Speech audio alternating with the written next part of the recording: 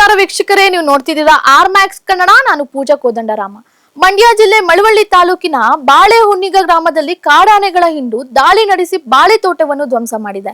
ಸುಮಾರು 250ರಿಂದ 300ಕ್ಕೂ ಹೆಚ್ಚು ಬಾಳೆ ಗಿಡಗಳು ನಾಶವಾಗಿದ್ದು, ರೈತರಿಗೆ 2 ಲಕ್ಷ ರೂಪಾಯಿಗೂ ಅಧಿಕ ನಷ್ಟ ಸಂಭವಿಸಿದೆ.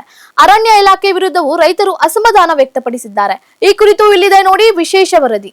ಬಾಳೆಹುನ್ನಿಗ ಗ್ರಾಮದಲ್ಲಿ ಕಾಡಾನೆಗಳ ಹಾವಳಿ ಮತ್ತೆ ಮುಂದುವರೆದಿದೆ.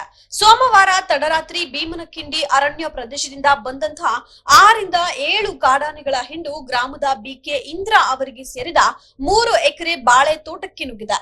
ತೋಟದಲ್ಲಿದ್ದ ಸುಮಾರು 250ರಿಂದ 300ಕ್ಕೂ ಹೆಚ್ಚು ಬಾಳೆ ಗಿಡಗಳನ್ನ ಆನೆಗಳು ತುಳಿದು ತಿಂದು ನಾಶಪಡಿಸಿವೆ. ಘಟನೆಯಿಂದ 2 ಲಕ್ಷಕ್ಕೂ ಅಧಿಕ ನಷ್ಟವಾಗಿದೆ ಅಂತ ಅಂದಾಜಿಸಲಾಗಿದೆ. ಕಾಡಾನೆ ದಾಳಿ ವಿಚಾರ ತಿಳಿತಾ ಇದ್ದಂತೆ ಚನ್ನಪಟ್ಟಣ ಹಾಗೂ ಕನಕಪುರ ವಿಭಾಗದ ಅರಣ್ಯ ಇಲಾಖೆ ಅಧಿಕಾರಿಗಳು, ಎಸಿಎಫ್ ವಲಯ ಅರಣ್ಯಾಧಿಕಾರಿಗಳು ಹಾಗೂ ಸಿಬ್ಬಂದಿ ಸ್ಥಳಕ್ಕೆ ಭೇಟಿ ನೀಡಿ ಕಾರ್ಯಾಚರಣೆಯನ್ನು ನಡೆಸಿದ್ರು.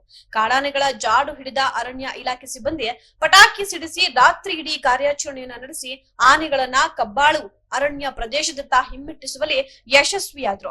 ಅದೃಷ್ಟವಶಾತ್ ಯಾವುದೇ ಪ್ರಾಣಾಪಾಯ ಸಂಭವಿಸಿಲ್ಲ. ಆದ್ರೆ ದಾಳಿ ಕುರಿತು ಮಾಹಿತಿ ಇದ್ರೂ ಕೂಡ ಹಲಗೂರು ವನ್ಯಜೀವಿ ವಲಯದ ಸಿಬ್ಬಂದಿ ರಾತ್ರಿ ವೇಳೆ ಸ್ಥಳಕ್ಕೆ ಭೇಟಿ ನೀಡದೆ ಮಂಗಳವಾರ ಬೆಳಗ್ಗೆ ಪರಿಶೀಲನೆಯನ್ನ ನಡೆಸಿರುವುದಕ್ಕೆ ಗ್ರಾಮಸ್ಥರು ಅಸಮಾಧಾನವನ್ನ ವ್ಯಕ್ತಪಡಿಸಿದ್ದಾರೆ. ಅರಣ್ಯದಂಚಿನಲ್ಲಿರುವ ಬಾಳೆಹುನ್ನಿಗ ಗ್ರಾಮದಲ್ಲಿ ಆನೆ, ಚಿರತೆ, ಕಾಡು ಹಂದಿ ಸೇರಿದಂತೆ ವಿವಿಧ ವನ್ಯಜೀವಿಗಳ ಹಾವಳಿ ನಿರಂತರವಾಗಿದೆ. ಈ ಬಗ್ಗೆ ಹಲವು ಬಾರಿ ಪತ್ರಿಕೆಗಳಲ್ಲಿ ವರದಿಯಾಗಿದ್ರು ಶಾಶ್ವತ ಪರಿಹಾರ ದೊರೆತಿಲ್ಲ ಅನ್ನುವುದು ಗ್ರಾಮಸ್ಥರ ಆರೋಪ.